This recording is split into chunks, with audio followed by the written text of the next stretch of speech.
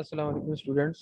Welcome to AG education channel. Student, आज जो मैं लेक्चर बना रहा हूँ वो डेवलपमेंट इकोनॉमिक्स अपने स्टूडेंट्स के लिए, बीपीए बीएस के जो स्टूडेंट्स हैं उनको न्यूमेरिकल क्वेश्चन अंडरस्टैंड कराने के लिए ये मैं वीडियो बना रहा हूँ।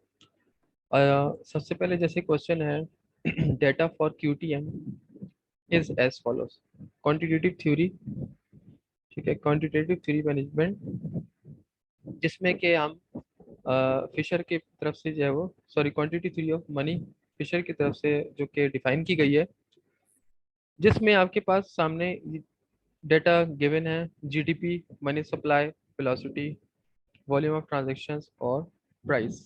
प्राइस हमने फाइंड करनी है, लेकिन उससे पहले हमें वेलोसिटी फाइंड करनी पड़ेगी। हम ये क्यों कर रहे होते हैं? क्वांटिटी थ्योरी ऑफ मनी ये कहती है फिशर की कि जैसे जैसे मनी सप्लाई बढ़ती है किसी भी इकोनॉमी के अंदर, वहां पर उसकी प्राइसेस में भी फर्क पड़ता है। तो आइए स्टार्ट करते हैं, हम देखते हैं किस तरह से।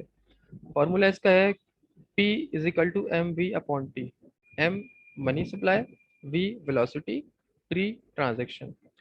मनी सप्लाई कितने के पैसे जो है वो क्या हो रहे हैं मार्केट में अवेलेबल है, वेलोसिटी कितने टाइम्स, और ट्रांजेक्शन्स जो है वेलोसिटी मीन्स कि सर्कुलेशन कितने टाइम्स हो रही है मनी की, और टी मीन्स ट्रांजेक्शन्स। कैसे करेंगे हम? देखें, आपने सबसे पहले क्या फाइंड करना है इसमें, यहाँ पे मैं लिख के दिखा रहा हूँ। आपने सबसे पहले जो फाइंड करना है वो ये करना है: velocity v is equal to GDP divided by money supply. तो जीटीपी हमारे पास कितना है इस क्वेश्चन के अंदर? जीटीपी आपके पास है $2400। इसको हम क्या कर देंगे? डिवाइड कर देंगे।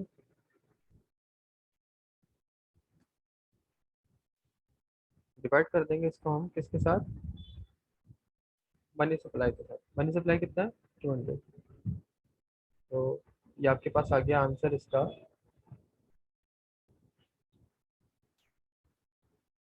2 जीरो से 2 जीरो कैंसिल होगा, 200 टू 12 था 24, 12 आ गया। ठीक है, वेलोसिटी कितनी आ गई? 12। अब हम क्या करेंगे? फॉर्मूला के मुताबिक यहाँ पर P इजिकल टू, जो कि हम फाइंड करने जा रहे हैं, मनी सप्लाई कितनी है?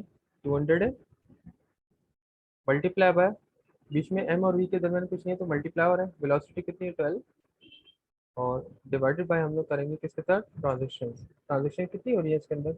इकोनॉमी में कह रहे हैं 50 टाइम्स। 50 से हम क्या करेंगे? डिवाइड कर देंगे इसको। ठीक है, तो ये आपका आंसर आ जाएगा। हमने इजिकल टू इस तरह से किया। कैलकुलेशन इसके हम करते हैं।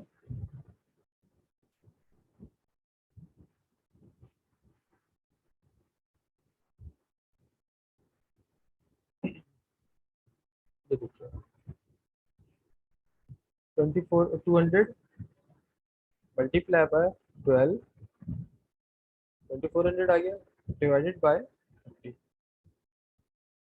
कितना आ गया? 48। ये आपके पास प्राइस कितनी आ गई? 48 आ गई। प्राइस आ गई 48। इसका मतलब ये हुआ कि जब मार्केट में मनी सप्लाई $200 है, तो प्राइस कितनी आ रही है एक प्रोडक्ट की? 48 डॉलर। अब अगर हम कहें नेक्स्ट क्वेश्चन के अंदर कि अगर हमारा जीडीपी बढ़ जाता है, 2500 हो जाता है, और मनी सप्लाई 250 की हो जाती है, यानी मनी सप्लाई भी बढ़ रही है, जीडीपी भी बढ़ रहा है, तो सबसे पहले तो हम वेलोसिटी फाइंड कर लेंगे। वेलोसिटी किस तरह से फाइंड करेंगे? ये जो मैंने तरीका बताया, v is equal to GDP divided by money supply. Money supply is equal to कितना है ये? जीडीपी आपके पास है 2500 डिवाइडेड बाय मनी सप्लाई कितना है? 250। तो ये हो गया आपके पास 10 आ गया, is equal to 10। It means हमारे पास वेलोसिटी कितनी आ रही? 10।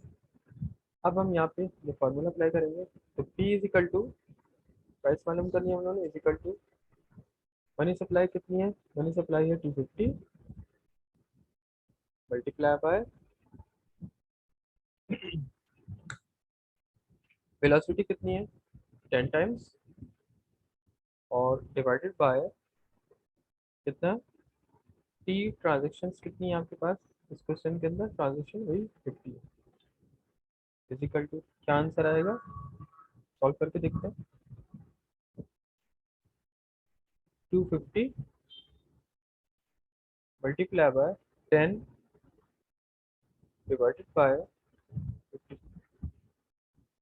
अभी क्या आ गई प्राइस 50 रुपीज आ गई पहले $48 आ रही थी और 50 आ रही है मीन्स के प्राइस में क्या हुआ इजाफा हुआ क्यों इजाफा हुआ क्योंकि मनी सप्लाई भी जो है बढ़ गई इस वजह से तो ये था हमारा क्वांटिटेटिव थ्योरी ऑफ मनी ये दो क्वेश्चन मैंने आपको सॉल्व करके दिखाया आप लोगों को उम्मीद है कि आई होपफुली कि आप लोगों को समझ में आए होंगे नेक्स्ट क्वेश्चन में कराता हूँ बाकी ये सब आप लोग प्रैक्टिस कर सकते हैं इस तरह के क्वेश्चंस को अब हम करते हैं ये वाला क्वेश्चन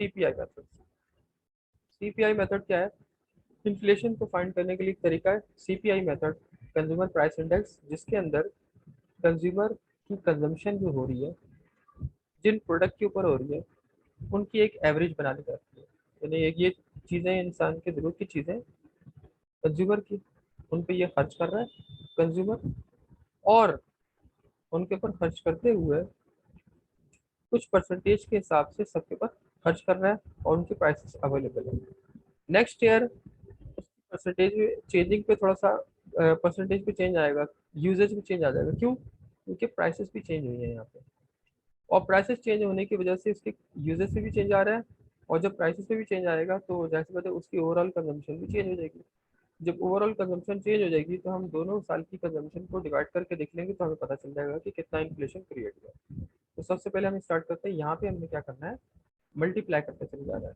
यानी 25% को मल्टीप्लाई करते चले जाना है ये जो प्राइसेस गिवन है और ये याद रहे ये बेस ईयर की हमने मल्टीप्लाई कर रहा है ठीक है बेस ईयर में कितना है $40 $40 लिया मल्टीप्लाई बाय 25%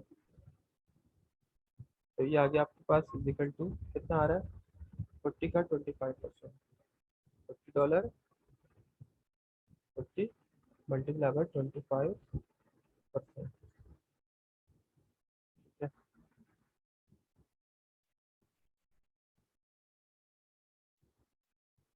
ठीक है $10 इसमें हमारा खर्चा कितना हो रहा है $10 का हो रहा है इसी तरह से 20%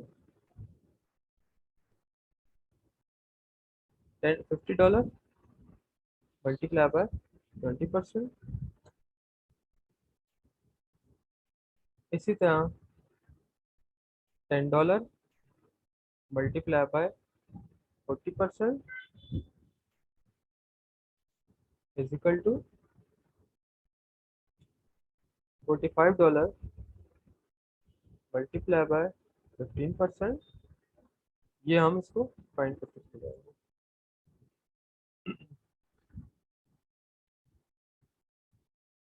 ये भी $10 हो गया ये $4 हो गया और इसी तरह 45 मल्टीप्लाई बाय 15% 45 मल्टीप्लाई बाय 15%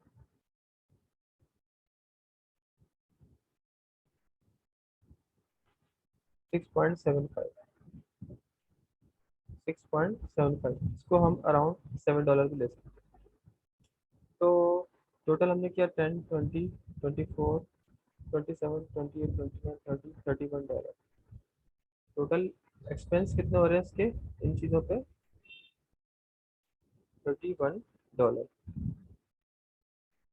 अब यहाँ पर याद रहे यूजेज 25 20 इस तरह से था अब यहाँ पे नेक्स्ट ईयर कुछ प्राइसेस बढ़ी कुछ चीज़ों की तो उसने क्या किया कुछ को कम कर दिया कुछ को बढ़ा दिया जैसे कि क्लॉथ उसने पहले से कम करने शुरू कर दिया क्योंकि प्राइसेस में इजाफा हुआ है तो हम यहाँ पे क्या करेंगे इसी तरह $50 मल्टीप्लाई करेंगे हम किसके साथ 20% के साथ 20% इजिकल टू $10 $80 प्राइसेस में इजाफा हो गया $80 मल्टीप्लाई बाय यूजेज आपका 20% इज इक्वल टू $16। इसके बाद फिर $45,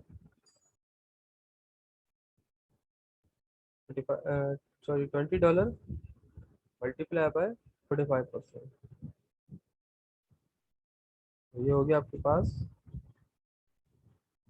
$9।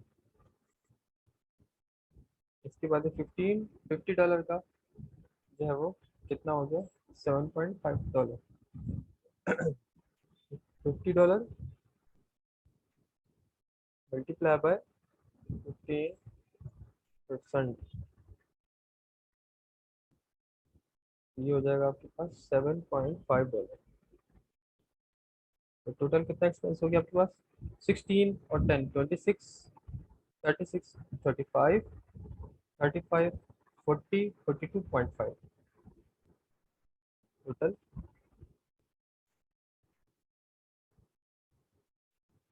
42.5।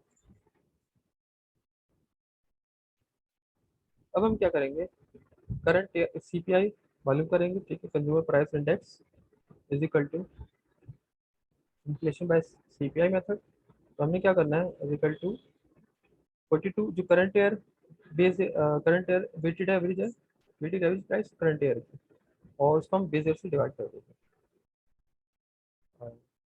प्राइस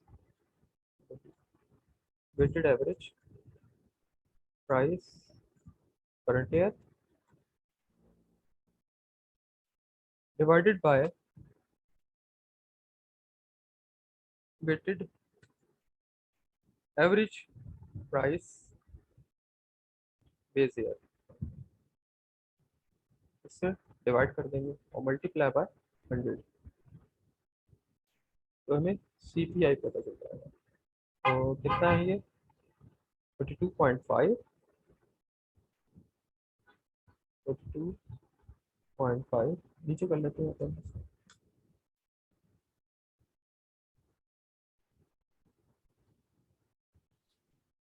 42.5 डिवाइडेड बाय,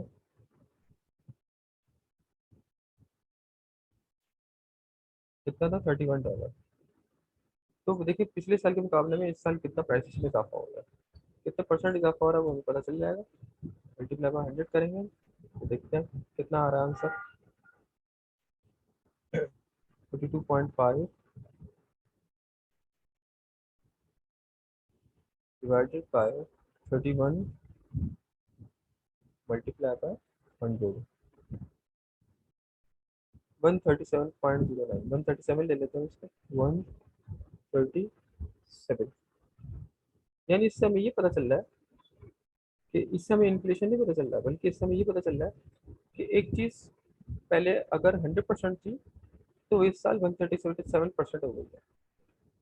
यानी कि आपकी वेटेड एवरेज प्राइस अगर पिछले साल 100% थी तो इस साल वो 137% हो गई है। इट मीन्स कितना इजाफा हो रहा है, कितना इंक्रीमेंट हो रहा है, ये जो 137 आया ये कंजम्पशन बता रहा है, वेटेड एवरेज करंट ईयर की, कि पिछले साल के मुकाबले में 137% हो गई है।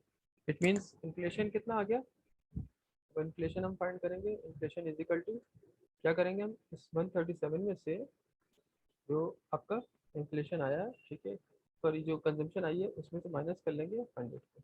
100 को क्यों माइनस कर रहे हैं, क्योंकि 100 जो है वो आपके प्रीवियस ईयर की कंजम्पशन को शो कर रहा है। ये प्रीवियस ईयर कंजम्पशन है, ये नेक्स्ट ईयर कंजम्पशन है, दोनों की कंजम्पशन में इजाफा हुआ तो इट मीन्स प्राइसेस में इजाफा होगा, ठीक है, जो कि हमारे इन्फ्लेशन को शो करेगा। ये कितना आ गया, 37%, तो मतलब हमारी प्राइसेस में 37% इजाफा हो गया, ठीक है। इसी तरह से बाकी सारे भी आप क्वेश्चन आप लोग सॉल्व कर लेंगे।